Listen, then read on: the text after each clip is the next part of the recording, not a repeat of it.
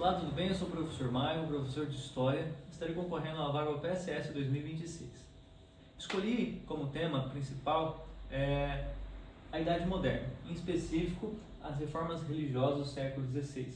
Todo esse conteúdo é voltado para o 7º ano do ensino fundamental. E todo o conteúdo também foi extraído lá do CREP, com as seguintes habilidades orientadoras: identificar, relacionar as vinculações entre as reformas religiosas e os processos culturais, sociais, políticos do período moderno, na Europa, na América, na África e Ásia. Quando nós falamos de reformas religiosas, podemos entender que foi um período que marcou o início da modernidade. E, turma, quando eu falo reforma, o que vem à cabeça de vocês? Isso mesmo, modificação, renovação, toda essa ideia estava na mente dos reformadores. Mas para nós entendermos as reformas religiosas, temos que compreender o contexto que estava acontecendo na Europa no século XVI. O que marcava também, não só as reformas do século XVI, também foi o renascimento da cultura, ou o renascentismo. Vocês já estão de conhecimento de todos o período da Renascença. Vocês podem indicar pelo menos um personagem do período da Renascença? Michelangelo, sim, ele também faz parte aí desse período onde tinha muitos artistas e também muitos intelectuais, Da Vinci também, né? O período também do século XVI marca o humanismo, o antropocentrismo, aonde o centro do conhecimento não se voltava apenas à igreja, mas eles buscavam em outras obras o conhecimento geral da humanidade. E um ponto importantíssimo e inovador tecnológico foi a criação da imprensa de Gutenberg. Com a imprensa, os reformadores conseguiram expandir suas ideias, e não só os reformadores, os humanistas também conseguiram expandir suas ideias, seus conceitos no período na Europa Ocidental. Um outro ponto marcante também, turma, foi o fortalecimento dos Estados Nacionais, aonde o poder se centralizava na coroa monárquica. E esse início da Idade Moderna, ela também é marcada pela total influência do catolicismo, da Igreja Católica. Ou seja, a Igreja Católica dominava a religião, a teologia, dominava a ciência também e tinha total autoridade na cultura da época. A política também fazia parte da Igreja Católica. Entre todas as informações que repassei a vocês, nós temos aqui uma pergunta problematizadora. Por que surgiram umas críticas à Igreja?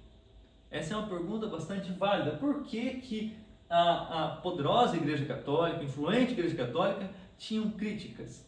Um dos problemas que os reformadores viam na Igreja Católica era a venda de indulgências. Essa talvez foi a principal crítica dos reformadores. E o que é a venda de indulgência? A venda de indulgência é a venda do perdão de pecado. Isso soava de uma forma bastante difícil para os reformadores. O perdão do pecado estava sendo vendido pelo alto clérigo. Um outro aspecto de problema para a Igreja Católica era a corrupção do clérigo, onde muitos que pregavam ali suas doutrinas só pregavam, mas não viviam ela. Então, os reformadores queriam trazer uma moralidade novamente aos líderes católicos.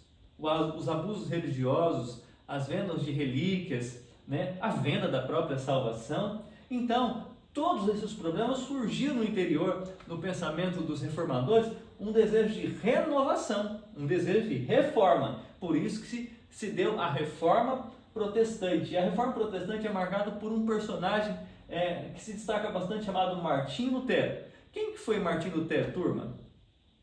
Sim, Martim Lutero foi um dos monges que estavam dentro da igreja que começou a ver esse problema. Martim Lutero foi um monge agostiniano.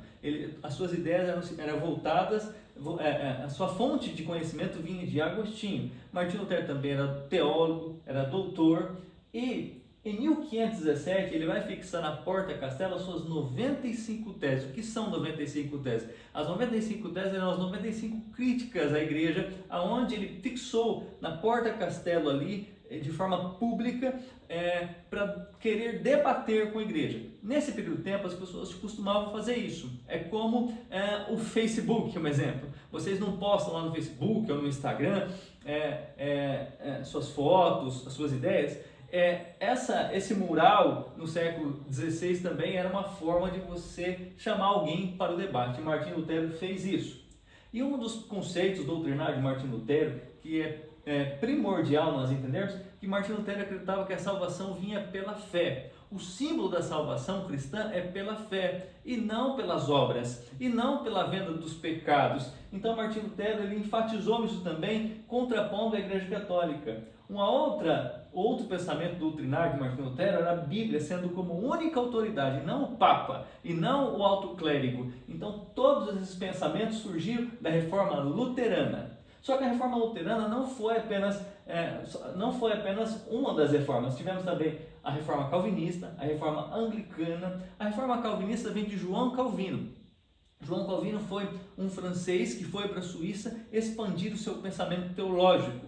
E um dos pensamentos, os conceitos de João Calvino é o conceito da predestinação. Ele entendia e acreditava que Deus predestinava pessoas para serem salvas. E também aqui ele vai demonstrar a soberania de Deus. Uma outra reforma importante que vale também se destacar nesta aula é o anglicanismo, com o Henrique VIII. Só que a reforma anglicana ela não foi uma reforma voltada para a teologia, uma reforma teológica, mas foi uma reforma política, porque Henrique VIII ele queria ter o ato de supremacia e ele rompeu a aliança com a Igreja de Roma, criando a sua própria religião. E a partir disso aí se tornou a reforma anglicana. Diante disso, o que vale a nós entendermos é que a Igreja Católica ela teve uma contra-reforma. Alguém sabe o que foi a contra-reforma? Alguém tem um palpite o que foi a contra-reforma? Isso, ela foi uma resposta da Igreja Católica com o Concílio de Trento. O Concílio de Trento é um ajuntamento dos líderes religiosos, aonde eles vão responder todas as críticas da Reforma Protestante. A partir desse concílio também a Igreja ela cria a Companhia de Jesus, que era uma companhia missionária, onde a Igreja Católica começou a enviar missionários por toda a Europa e também a América, porque ela viu uma grande expansão do protestantismo. Então é uma forma de frear o avanço do protestantismo com a Companhia de Jesus, os catequistas.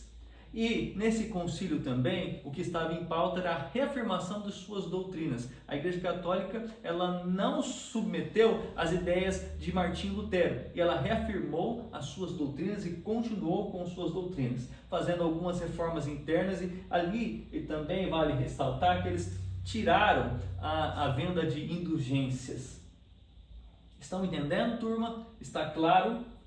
E para a gente compreender melhor, a gente precisa entender as consequências da reforma.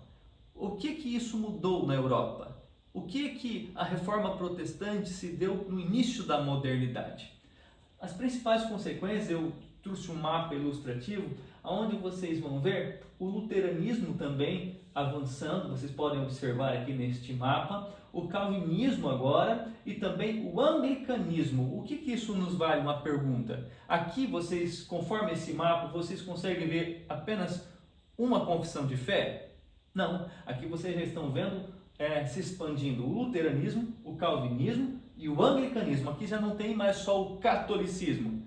Em algumas regiões da Europa, aqui o que predominava talvez era o calvinismo, em outras o anglicanismo. Então agora o mapa não está apenas católico, o mapa não está apenas com aquela ideia medieval, né, do início da era medieval. Agora estamos vendo um mapa totalmente diferente, com outras afirmações de fé, e isso também trouxe várias consequências políticas e sociais, porque as pessoas começaram também a ter uma outra fé, a ter um outro pensamento, e isso acabou ocasionando uma fragmentação muito grande no cristianismo. Isso se dá à reforma protestante e às reformas religiosas. Em resumo, em síntese, para poder sistematizar e chegarmos a uma conclusão do que foi a reforma protestante, nós vimos aqui em síntese o contexto na Europa, né?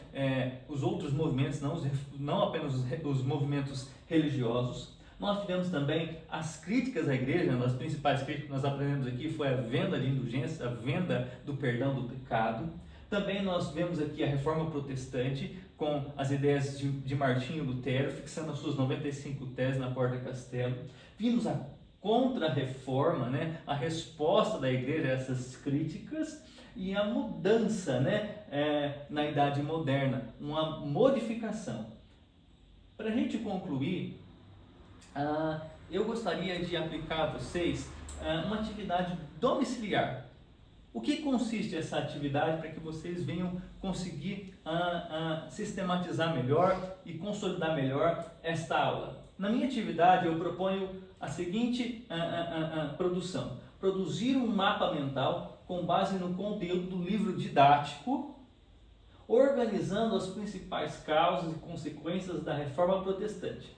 A atividade será retomada na próxima aula por meio da correção e da discussão coletiva das produções realizadas pelos alunos. Então, a nossa atividade ela consiste em vocês pegar como base o livro didático e construir um mapa mental sobre as causas e consequências da Reforma Protestante e das reformas religiosas.